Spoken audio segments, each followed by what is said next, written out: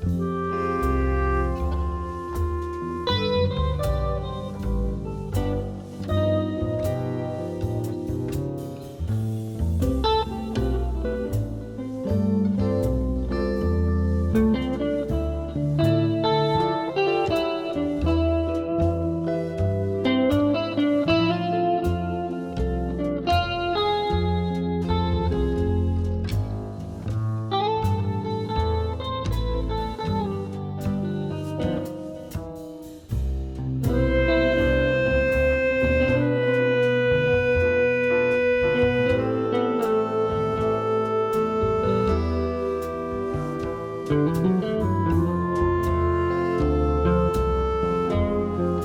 করি এতক্ষণ সবাই আপনারা আমাদের সাথে ছিলেন এবং কি ধৈর্য সহকারে আপনারা ভিডিওটি ভালোভাবে দেখেছেন। আমি চেষ্টা করেছি আপনাদেরকে ভালোভাবে দেখিয়ে দেওয়ার জন্য এবং কি দেখতে দেখতে আমি বিস্তারিত সব কিছু বলে দিব এই গাড়ির ব্যাপারে।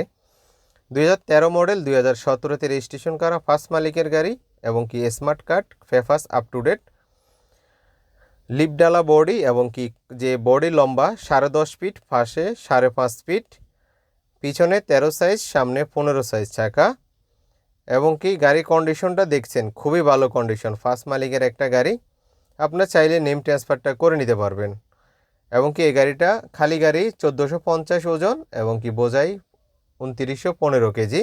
ঢাকা সিটিতে দিনে চলবে এবং কি ঢাকা রেজিস্ট্রেশন করা একটা গাড়ি।